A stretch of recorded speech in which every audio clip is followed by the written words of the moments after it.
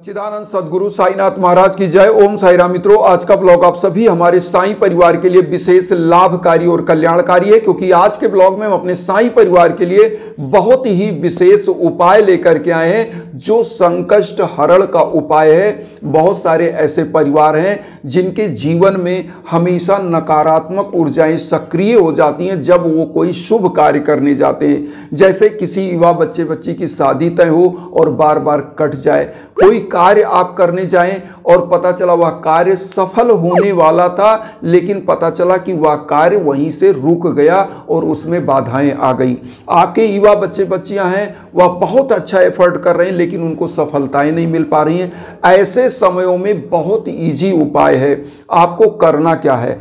आपको लेना है एक घी का दीप, एक धूप बत्ती, एक लोटा जल, और उसके बाद लेना है एक नारियल जो मंदिरों में चढ़ाया जाता है वो वाला नारियल ले लेना है। बहुत इजी यह पूजा है। और आपको करना क्या है? हल्दी ले लेना, थोड़ा सा हल्दी से आप क्या करिए, नारियल पर स्वास्तिक का निशान बनाइएगा और उसके बाद साईं बाबा के सम्मुख कम से कम आप 11 पुष्प की माला अपने घर में 11 पुष्प या तो ले लीजिए या 11 पुष्प का छोटा सा माला बना लीजिए। छोटी सी आपके घर में मूर्ति हो, पोस्टर हो, उसके ऊपर माला अर्पित करें। सबसे पहले नहाने धोने के बाद यह प्रक्रिया आप करेंगे। बाबा को पीले आसन पर स्थापित करिए, घी का दीप प्रज्वलित करिए, धूप बत्ती प्रज्वलित कर लीजिए।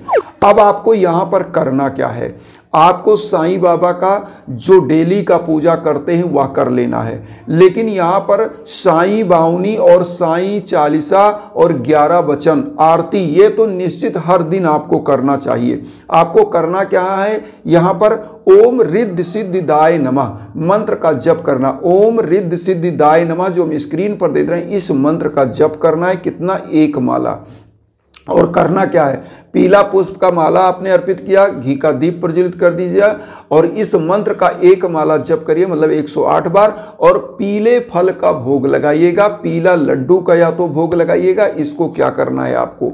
इस लड्डू का भोग लगाने के बाद आपको क्या करना है कि यहाँ पर इस लड्डू को रख दीजिए और सबसे पहले आप जो लोटे का जल लिए हैं और जो नारियल आपने लिया है, नारियल में सबसे पहले आप क्या करिए, एक पीला धागा या लाल धागा जो रोली आता है, जो जिसको हम बोलते हैं रक्षा सूत्र, तो उस रक्षा सूत्र को क्या करिएगा, 7 बार आपको उस पर लपेटना, अपना संकल्प मन में लेते हुए। संकल्प जो भी आपके मन में है, जैसे कि हमारा कार्य बन जाए, हमारे पुत्र पुत्रियां सफल हो जाएं, तो उस संकल्प को मन में बोलते रहिए। 7 बार लपेट दीजिए।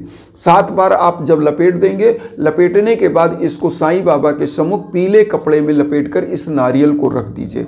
आपको क्या करना है? इस पूजा को कम से कम 7 गुरुवार करना चाहिए। 7 गुरुवार आपके यहाँ यह नारियल पड़ा रहने दीजिए, चाहे जैसा यह नारियल है।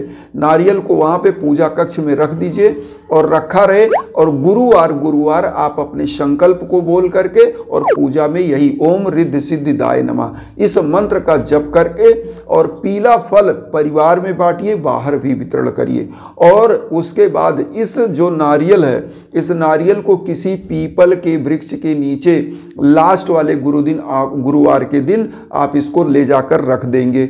और साईं मंदिर में क्या करेंगे, लास्ट वाले दिन आप जैसे पीला फल यहाँ भोग लगा रहे हैं तो किसी साईं मंदिर में जाएं, कुछ फल ज़्यादा मात्रा में या वहाँ पीला लड्डू का जो है चढ़ा दें। उसके बाद वहाँ मंदिरों के बाहर जो भी भिक्षुक बैठे होते हैं, गरीब बैठे होते हैं, उनको वितरित करिए। ओम साई राम मन में बोलते हुए वितरण कर दीजिए।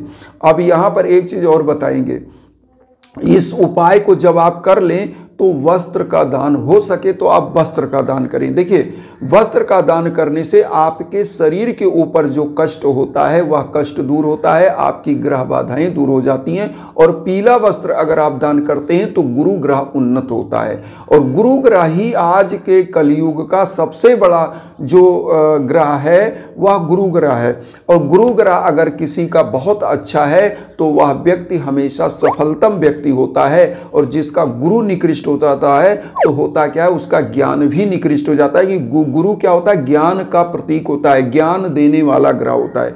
और गुरु जिसका निकृष्ट होता है तो वो क्या होता है कि वह ग्रह क्या करता है कि आपके ज्ञान को भ्रष्ट कर देता है, आपका सफलता नहीं मिल पाती, शादी विवाह में दिक्कत होती है, संतान प्राप्ति में दिक्कत होती है, आपके घर में शुभ कार्य नहीं हो पाते हैं। तो ये बहुत ही ईजी है कि आप पीला वस्त्र तो दान ही कर सकते हैं, नहीं कुछ जान दान करते। एक पीला अंगोछा जो होता है ना, क्या कहते हैं, कहीं गमछा कहते हैं, कहीं अंगोछा कहते हैं, जो आप कंधे पे डालते हैं, वो वाला वस्त्र या पीला साल आप दान कर सकते हैं। पीला वस्त्र कोई भी, या कुर्ता पैजामा है वो आप दान कर सकते हैं, या पीला शर्ट दान कर सकते हैं। किसी भी संत को, किसी भी गरीब को आप यह चीज़ दान कर दें।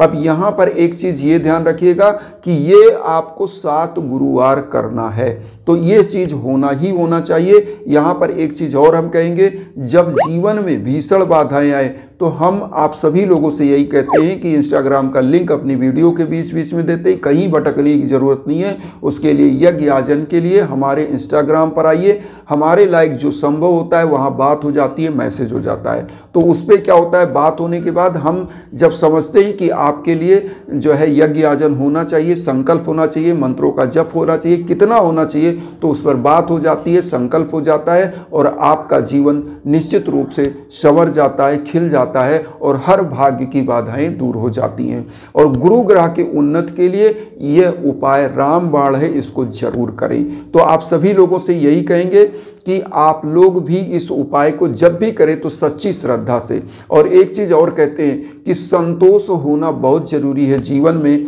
कहा जाता है कि गोधन गज धन वाज धन और रतन धन खान, जब आवे संतोष धन सब धन धूरी समान। मतलब जैसे गोधन मतलब गाय का धन, गज धन मतलब हाथी घोड़े, ये सब धन है, और रतन धन खान मतलब और भी बहुत सारे रत्न हैं, लेकिन जब आपके जीवन में संतोष रूपी रत्न आता है तो क्या होता है, सब धन धूल के समान हो जाता है। तो इसलिए परमात्मा के शरण में कभी घमंड से नहीं जाना चाहिए, हमेशा झुक कर जाना चाहिए। और जब आप झुक कर जाते हैं ना, तो मैं कहता हूं कि आप भौतिकता के लिए जा रहे हैं। और हर इंसान कहीं ना कहीं धन, गाड़ी घोड़ा, मकान, रोटी कपड़ा के लिए जा रहा है, लेकिन यहाँ पर जब सच्ची श्रद्धा और सबरी होती है तो प्रभु आपको हर चीज देता है, आपकी हर भावनाओं को वह समझता है। क्योंकि साईं खुद कहते हैं, मुझे सदा जीवित ही जानो, अनुभव करो सत्य पहचानो। तो अनुभूति का विषय प्रभु है और वहाँ पर घमंड मद अहंकार लेके नहीं जाना चाहिए, वहाँ पर कभी उनके ऊपर अविश्वास नहीं करना चाहिए। क्योंकि रामायण में भी लिखा है, बिनु पग चले सुने बिनु खाना, आनन रहित सकल रस भोगी, बिन वाणी बक्ता बढ़ जोगी। ईश्वर बिना हाथ पांव के चलता है, बिना जीवा के समस्त रसों का स्वादन करता है, बिना कानों के श्रवण करता है, बिना मुंह के सबसे बड़ा वक्ता योगी है, जो सर्वत्र चराचर जगत में व्याप्त है। तो अगर आप ईश्वर की पूजा निस्वार्थ भाव से करते हैं और आपके मन में जरूर एक लालसा होती है कि हमारा पुत्र सफल हो जाए, पुत्री सफल हो जाए, हमारे धन की समस्या दूर हो जाए, तो वह भी ईश्वर आपका कल्याण करते हैं। लेकिन पूजा सच्ची निष्ठा और श्रद्धा के साथ होनी चाहिए। हमारे साईं सदगुरु हैं और सदगुरु की पूजा हमेशा हमेशा होनी चाहिए। और जिस घर में पूजा पाठ होता है वहाँ निरंतर प्रभु की कृपा बनती है। तो आप सभी लोगों से विनम्र निवेदन कि पूजा सच्ची श्रद्धा से करें। और एक चीज़ विनम्र निवेदन ये भी करूँगा कि वसुधैव कुटुंबकम की जो भावना हम लेकर चलें, उसमें आप सभी लोग चैनल को सब्सक्राइब करके हमें आशीर्वाद दीजिए। उन साईं भक्तों तक वीडियो को जरूर शेयर करिए जो किन्हीं कारणों से कष्ट में, दुख में। इसी भावना के साथ ओम साई राम।